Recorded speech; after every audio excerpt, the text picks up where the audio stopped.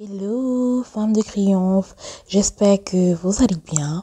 Donc aujourd'hui, nous allons parler de la compétition féminine et de la comparaison qui va avec. Et je vais vous donner 7 points sur lesquels vous devez vous référer pour savoir si une femme autour de vous est rentrée en compétition avec vous. Vous savez, c'est très important. Nous vivons dans un monde compliqué et il est très important de savoir qui on a en face de nous.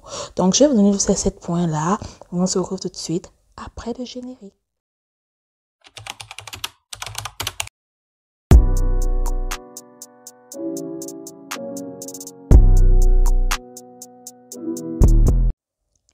Femme de triomphe, nous vivons dans un monde où la comparaison féminine et la compétition qui va avec sont légion. Combien de fois ne vous êtes-vous pas rendu compte qu'une cousine, qu'une sœur, qu'une amie, voilà, quelque part était en concurrence avec vous? La concurrence, d'où est-ce que cela vient? Cela vient simplement de l'ego que nous avons tout un chacun. Il ne faut pas croire que les hommes sont épargnés par également cette comparaison et cette concurrence-là. Sauf que chez les femmes, voilà, ça prend souvent des tournures catastrophiques. Donc, je tiens aujourd'hui à ce que vous sachiez en 7 points que cette personne, voilà, est dans la compétition féminine avec vous ou simplement vous envie et se compare à vous. Le premier point qu'on va avancer aujourd'hui, c'est celui de l'attention. Vous savez, en tant que femme, nous voulons toutes avoir l'attention du plus grand nombre. Parce que derrière cette attention-là, ça nous prouve qu'on existe. Il y a une notion existentielle qui est attachée à l'attention que la femme recherche. Parce que les femmes en général, elles existent à travers le regard de l'autre. C'est pourquoi il y a des femmes qui sont capables d'aller se faire blanchir la peau, voilà, pour pouvoir exister dans le dating game, pour pouvoir avoir les meilleurs hommes. Vous devez comprendre ça. Donc, l'attention, quand vous voyez une femme qui réclame beaucoup d'attention dans votre environnement, une femme qui est autour de vous, qui est peut-être votre amie, votre soeur, votre cousine, qui est en permanence et en train de vouloir en faire un peu trop ou en faire un peu plus qu'il n'en faut, il faut savoir que cette femme réclame l'attention. Si je vais prendre un cas également des femmes qui réclament l'attention et ça de manière déguisée. Vous avez parfois des groupes de filles, hein, et dans ces groupes de filles-là, vous avez une qui peut être en surpoids. Et celle qui est en surpoids ne se rend pas compte que souvent elle est utilisée par celles qui semblent avoir une taille ou celles qui ont une taille plus ou moins fine pour se mettre en valeur. Vous voyez, il y a souvent ces histoires où vous avez une amie qui est très jolie et qui marche avec vous simplement pour enhance her own beauty. You see what I'm saying? Donc, elle marche avec vous simplement pour mettre en valeur sa propre beauté. C'est pour vous montrer déjà que la compétition féminine est rude et la comparaison, elle est à tous les échelles. Et il faut faire attention quand quelqu'un réclame tant d'attention au point de vouloir baisser votre propre charisme pour augmenter le sien. Ça, c'est très important. Il faut pouvoir repérer ça. Les femmes qui recherchent beaucoup d'attention, à ce qu'on prête, on leur regarde, à ce on leur fasse des compliments, à ce qu'elles soient les plus targetées dans la rue, il faut comprendre que voilà, derrière ça, c'est simplement la compétition et la comparaison féminine qui est à l'œuvre. La deuxième des choses, c'est le body shape. Beaucoup de femmes se comparent par rapport à la beauté de leur corps. Hein, vous voyez, les salles de sport aujourd'hui sont remplies de femmes qui veulent toutes être fit. Ah, c'est pas mauvais, c'est une excellente chose d'être fit et en bonne santé.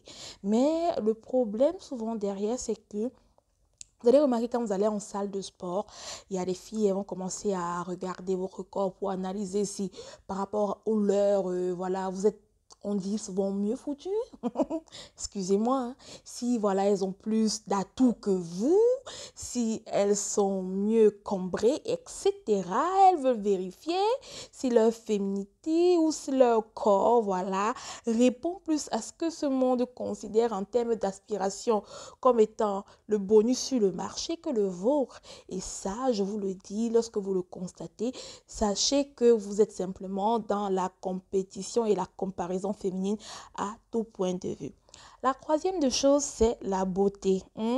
Voilà, on est dans un monde qui a décrit les critères de beauté. Les critères de beauté, si vous êtes noir, souvent dans une communauté qui fait face au colorisme, souvent on va te dire qu'on va targeter les femmes belles comme étant des femmes claires de peau.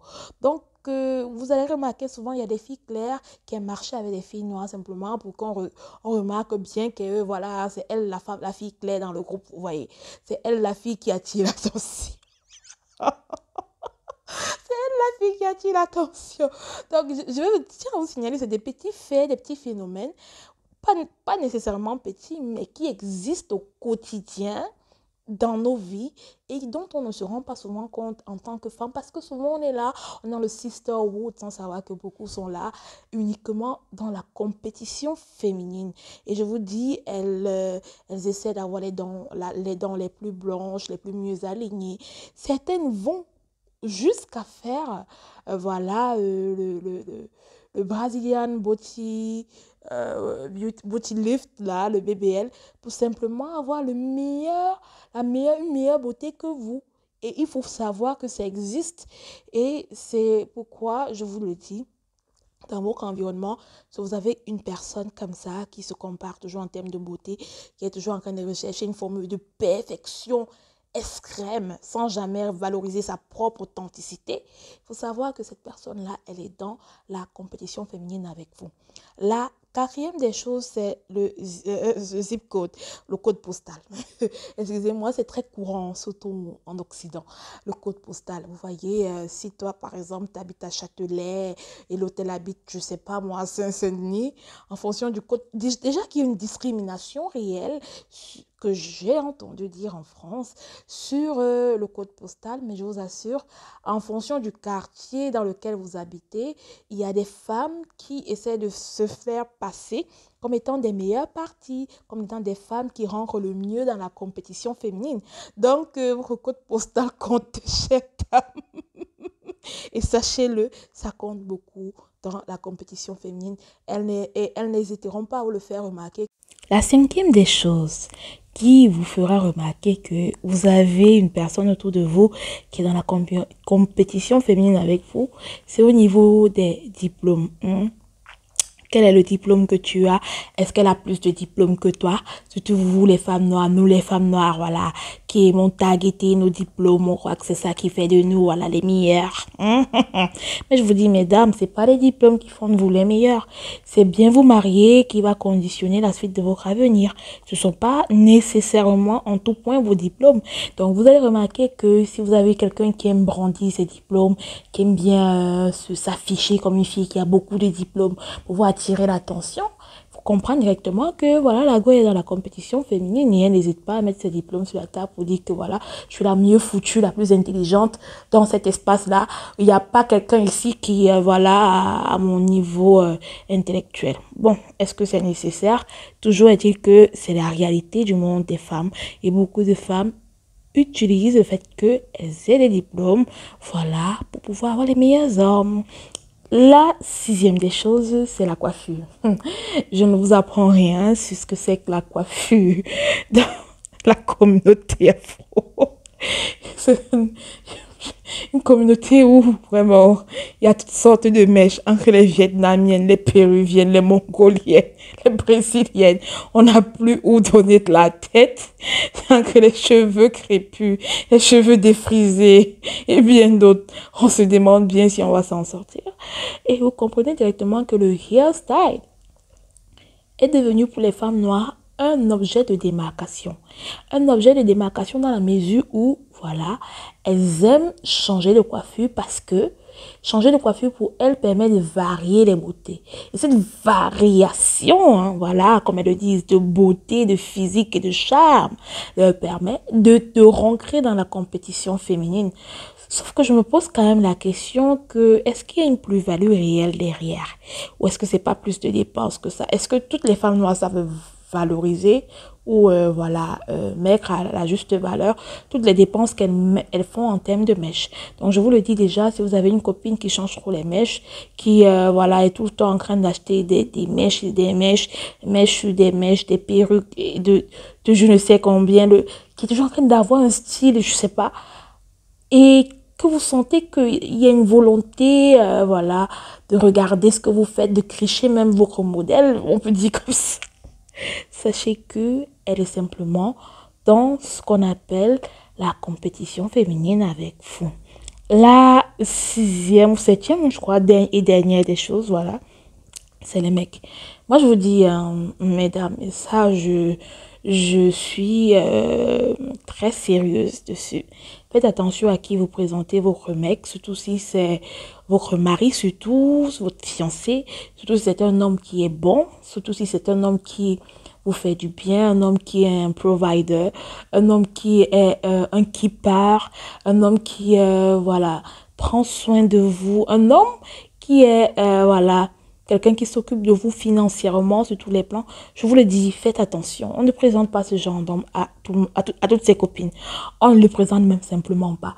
Et en plus, on ne l'amène pas partout. Je vois des filles qui osent souvent amener leur mari au salon de coiffure. Non, mais parlons vrai. Ne faites plus ce genre d'erreur. Mais vous ne savez pas que les coiffeuses, pardon, les coiffeuses qui passent ici, c'est dans la paix. Donc, il y a des endroits dans lesquels on n'amène pas son mari. Vous ne pouvez pas amener votre mari au salon de coiffure. Hein. Moi, je vous le dis. Un endroit rempli de femmes, c'est le lieu par excellence de la compétition féminine. Donc, voilà tout ce que j'avais à vous dire pour cette vidéo. Femmes de triomphe. D'ici à là, portez-vous bien.